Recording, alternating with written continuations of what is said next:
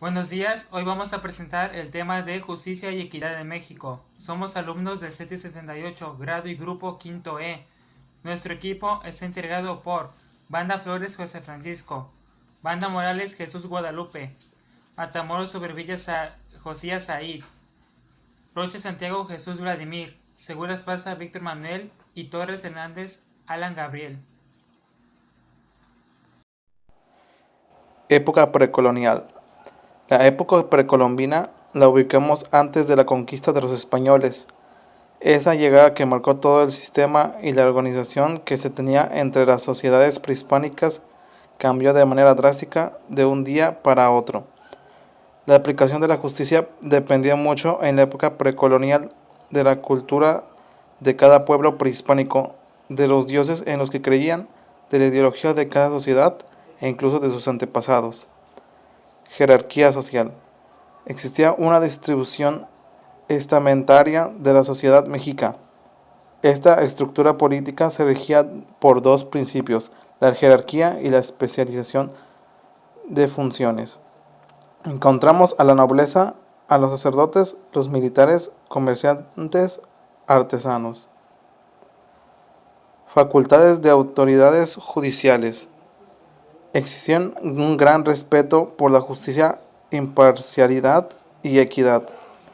El emperador mexica era el jefe de administración de justicia, ejerciendo en último extremo y en casos especiales la jurisdicción civil y criminal, por las circunstancias como el dominio político y militar. El rey era el juez supremo, quedando a un lado el sacerdote. Tenía el rey sus ministros de justicia, de cultos y de hacienda.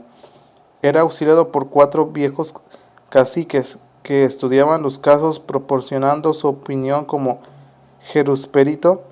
Su trabajo era resolver problemas que tenía el pueblo azteca. Los aztecas tenían un sistema jurisdiccional que era elegido minuciosamente, se preparaba para que tuvieran la suficiente sabiduría acerca de las materias a las cuales atenderían. Se les guardaba respeto y dignidades propias para su importante misión social. Siendo un pueblo salvaje, su organización era muy civilizada, ya que el gobierno cuidaba tanto los derechos de propiedad como los de los individuos. Se resaltaban sus principales principios de honorabilidad en la justicia y equidad que le impartía, y si no respetaba la ley, no era digno de pertenecer a la jerarquía de gran poder.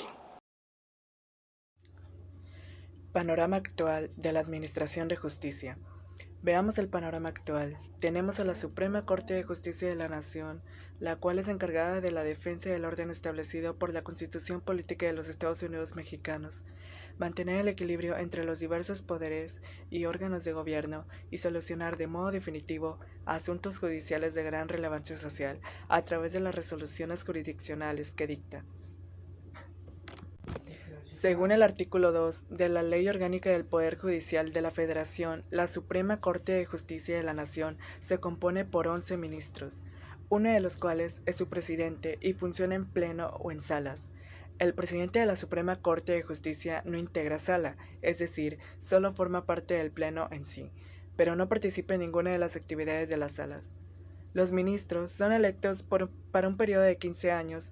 Para su elección, el presidente de la República propone al Senado de la República una terna de candidatos para cada puesto y, previa comparencia, el Senado elige a uno de ellos por una mayoría cualificada de 2/3 partes. La Constitución señala que los nombramientos de los ministros deben recaer preferentemente entre aquellas personas que hayan servido con eficiencia, capacidad y probidad en la impartición de justicia o que se hayan distinguido por su honorabilidad, competencia y antecedentes profesionales en el ejercicio de la actividad. Impunidad. Cuando alguien actúa con impunidad, significa que sus acciones no tienen consecuencias. La intimidación, las amenazas, los ataques y asesinatos no son castigados. Innumerables ciudadanos, artistas, blogueros, músicos y periodistas han sido acosados, amenazados, torturados, intimidados, encarcelados y peor aún por el ejercicio de su derecho fundamental a expresarse Estos hechos no implican casi nunca consecuencias serias para sus autores. Actualmente se lidia con una cultura de impunidad. Existe cuando los que niegan a otros su derecho de libertad de expresión lo hacen sabiendo que es poco probable que tengan que rendir cuentas por sus acciones. Dentro de una cultura de impunidad se afianza un efecto negativo sobre la libre circunstancia de ideas de información. Esta cultura les quita a las personas su capacidad para participar plenamente en la toma de decisiones sociales, un elemento esencial de una democracia saludable prácticamente. Por otra parte, la autocensura se convierte en la norma y las preguntas difíciles no se hacen, dejando a los poderosos actores sociales libres de sus fines egoístas, sin miedo a la expresión o a la crítica de la sociedad en general. Un gran ejemplo de esto es la historia de México. Fue el día 2 de octubre de 1968 el presidente Gustavo Díaz Ordaz mandó ejecutar un movimiento estudiantil impunemente. Cifras actuales. Hoy en día la impunidad alcanza cifras impresionantes. Los estudios más serios coinciden en señalar que se castigan menos del 1% de los delitos cometidos, según Guillermo Cepeda, autor del más amplio estudio sobre la impunidad y la ineficacia del sistema penal en México.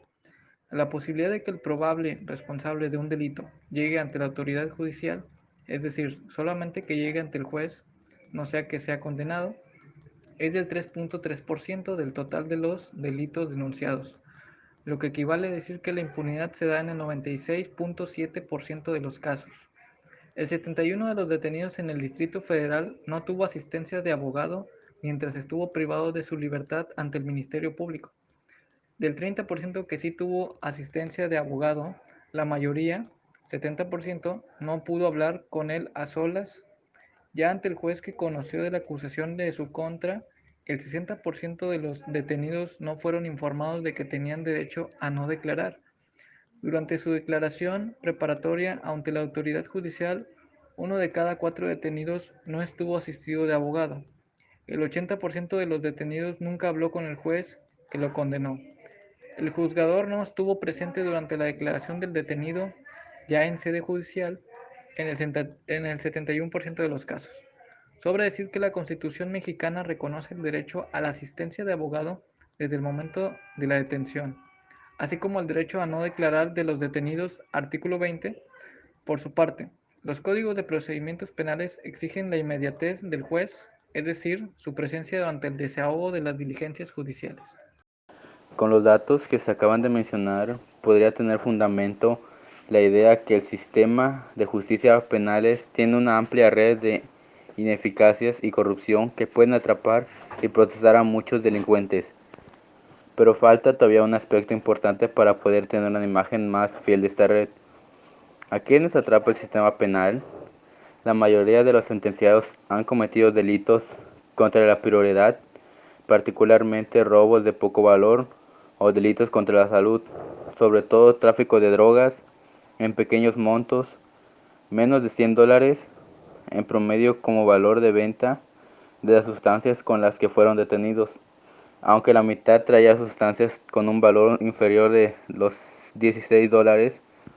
Para algunos análisis de estos últimos datos demuestran que la policía, más que tener a verdaderos narcotraficantes, detienen a consumidores, probablemente para intentar cumplir con un cupo o la cuota de detenciones que les exigen sus superiores. Por otro lado, el sistema penal parece atrapar fundamentalmente primo delincuentes.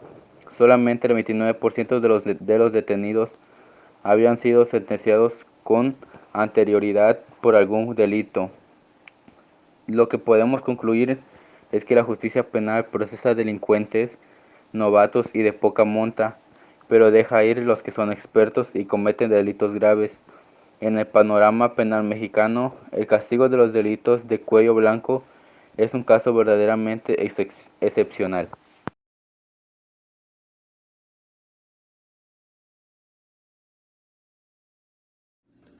La corrupción como problema para la impartición de justicia.